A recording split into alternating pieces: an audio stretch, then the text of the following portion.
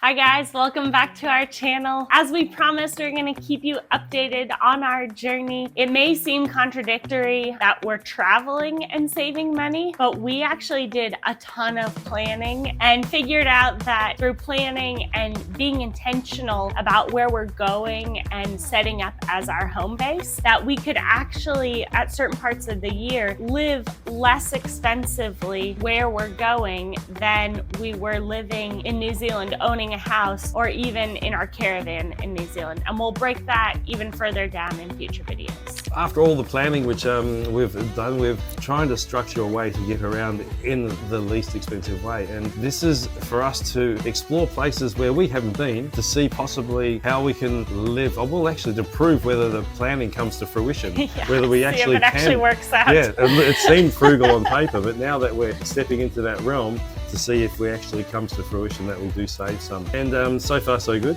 We were sort of wanting to try to find our way in the world, new things, meet up with new people, ministry partners where we can possibly help. We're stepping out into somewhere we've never been, and it's wanting to explore new things. Yeah, very exciting. Yeah. So we're back together and we are officially in Asia. It's bloody warm here. It's very warm. But it took a lot of logistics and, again, planning, and there was a lot of steps to get here and a lot of unexpected steps we didn't think we were gonna have to take. So really quick, we're gonna take you on that journey. So getting to Asia, getting to Singapore specifically, started in New Zealand in our caravan. Alrighty, for us to finally move to get to this point, lots of planning takes place, and so we'd planned our flights. The day for us was August 1st, 2024, goodbye New Zealand. So that day was of departure. Yeah, exactly. Hills to the States with Schnilly to relocate him there, and me over to Aussie to spend some time with Mum. Oh, sorry, Hills' family's in the States too, not just to get rid of Schnilly.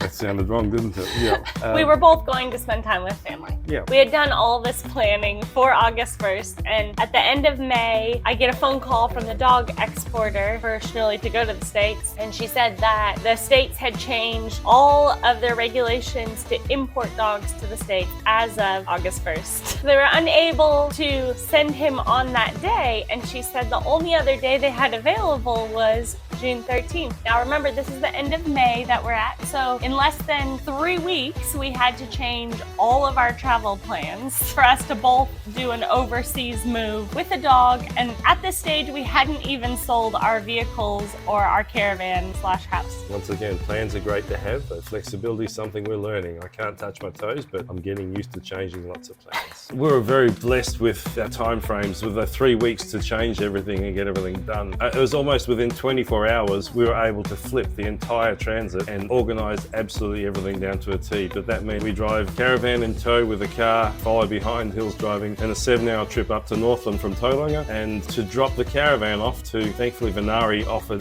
great opportunity for us to sell it through them. Yeah, big shout out to Venari Caravans. Woo, woo, highly recommend. If you want to get transit, do it with them. They're awesome. So the 7 hours to drive up there, and Hillary driving behind in the gold car, as we call it. It wasn't made of gold, that's just the color.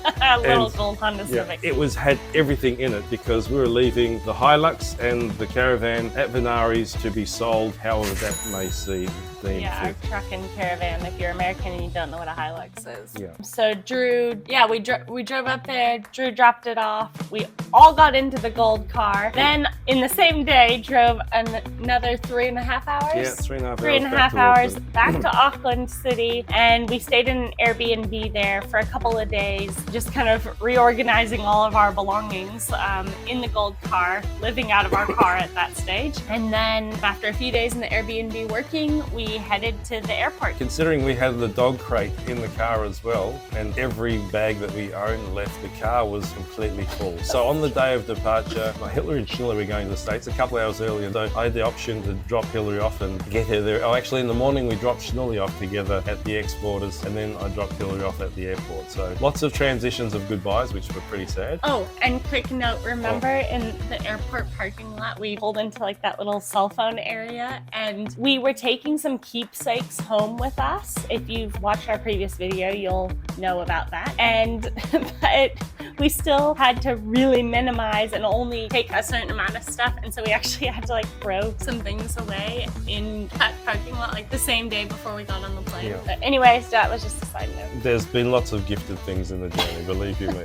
I had to give away a whole suitcase full of things. But anyway, that's another story for a day when I get to see you face to face. And so dropping Hills off, then I dropped the car off and made my way back to the airport. Took a bus back. So actually that was free, which was great. Then I disappeared off to Melbourne, Yeah. Australia, So we were, not Melbourne, Florida. and I got Schnilly settled into spending some time with my family while we're away. And thankfully we were blessed that we all got to our destinations across the world in Australia and the States safely. Got Schnilly off the plane, got him settled in at my parents' house. We both got to spend some time with family during the time that we were there. I headed back to the Phoenix airport, got on a plane to San Francisco where I had about a 10-hour layover. So I worked there for the day in San Francisco, then got on about a 16-hour flight to Melbourne. And when I got off my flight in Melbourne, from the train station, took a bus to the train, took a 4-hour train to Country Victoria where Drew's family lives, and got to spend about a week with Drew's family, which was fantastic. And then we both got back on the train in Country Victoria, 4-hour train to Melbourne. And we spent a night in Melbourne because we weren't able to get a flight on the same day. Yeah, it was a midday flight or something, so you couldn't get from Bairnsdale to Melbourne in time for 3 hours without having to make somebody drive 7 to 8 hours in the day. So we just